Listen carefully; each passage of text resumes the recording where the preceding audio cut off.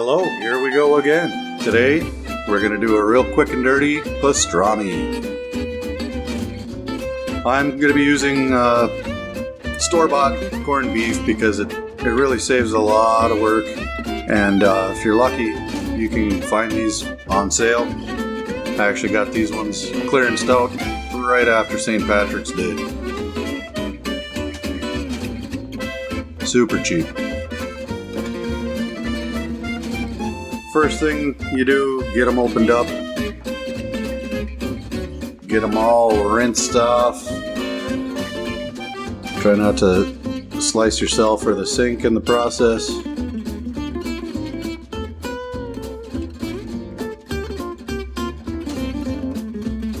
I set those packets aside, little pickling spice, and save that for a rainy day. I don't necessarily use those during this recipe.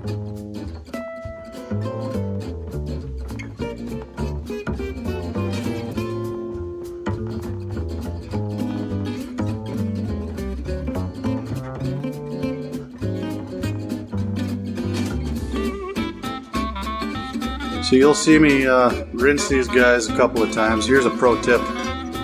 Don't do this when you have clean dishes.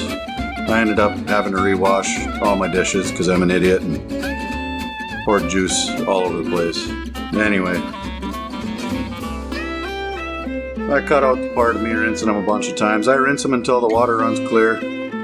Here you see that water has gone from kind of a reddish tint and now it's pouring out clear. And we're gonna fill up the bucket and let these guys soak. And what we're doing here is we're actually pulling out a lot of the salt from the brining process, the corning process, corned beef. I kind of like them a little bit on the salty side, so I soaked them for a couple of hours. You can do this overnight, but make sure you change out that water a couple of times if you're really trying to pull that salt out of there. Like I said, I like them a little bit salty, so I did just a couple hours. Keep it cold. I didn't have enough room in my fridge, so I just kept firing some ice in there to make sure everything is nice and cool. So this is a couple hours later. I'm going to go ahead and just empty that out. Work on getting them patted dry.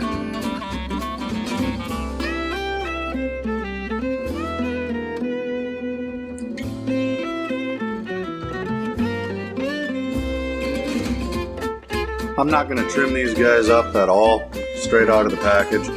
I'll leave that fat on there. There's not a whole lot. If you like them a little bit leaner, go ahead and trim that fat off. By the time it's done cooking down, you're not going to notice that a whole lot. Fat's flavor anyway, so we just leave that on there.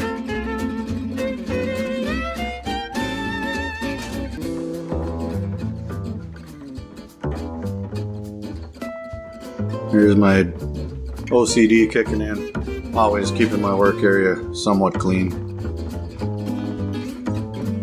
I go through tons of paper towel. It is what it is. It's my best friend in the kitchen. I've learned that no matter what I'm cooking, if I get it patted dry, I always get a better result with my crispiness and my bark set. You know, it helps everything adhere when there's not a whole lot of water on the surface of the meat.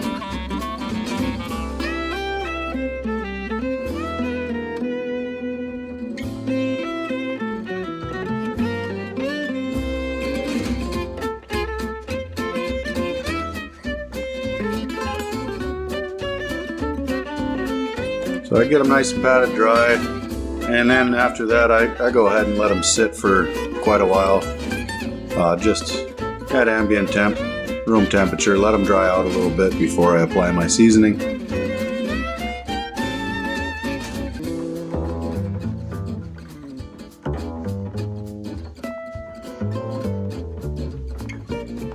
You're not going to see me mix up the seasoning here because I already had a bunch on hand, but here's a recipe, kind of a guideline. I'm not going to give you guys all my secrets. And always make sure that you give your rubs a nice stir, because sometimes things like to separate. So I'm constantly stirring so I don't get overly salty or anything like that. I want a good balance of that rub on there. I'm not applying any kind of a binder. These are still a little bit moist, so that water will actually help the rub to stick a bit to some degree. You don't want it too wet. This nice even coat on everything. Make sure you're getting your sides. Make sure every inch of this thing is covered up in rub. And once again, don't rub your rub, pat your rub.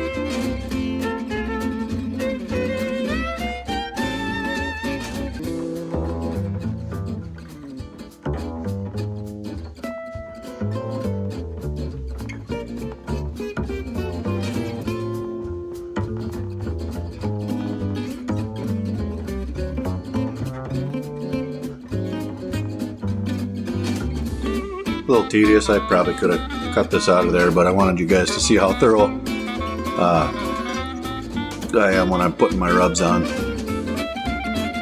so that you can do the same thing.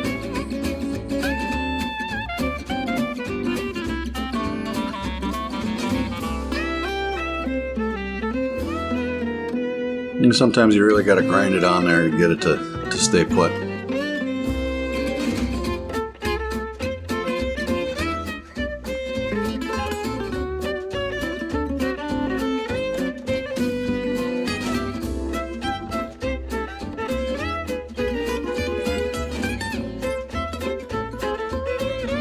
And then on to the smoke.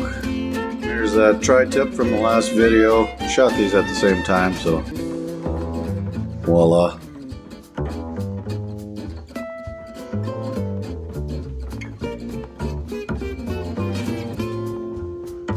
There's always a great debate on fat cap up or fat cap down. I don't know. I haven't found a whole lot of variants. Typically, I put fat cap down.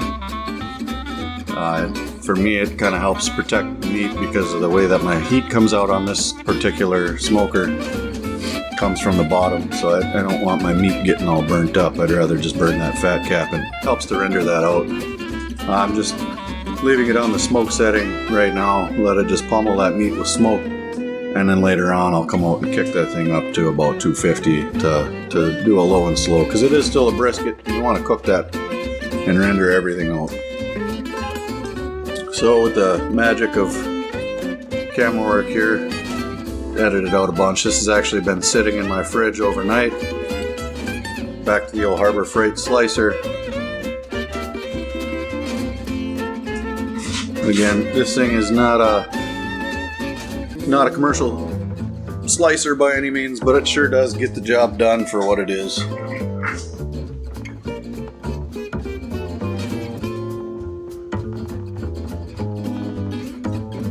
I like mine real thin.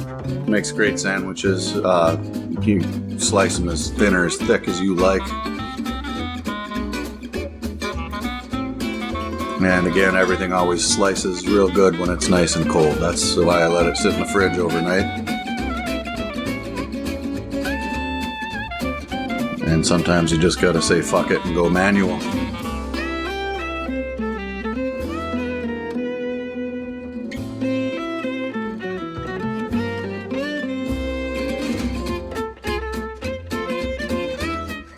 So anyway, I'm not gonna have you sit and watch me slice all this up. We're just gonna clip that right out of there.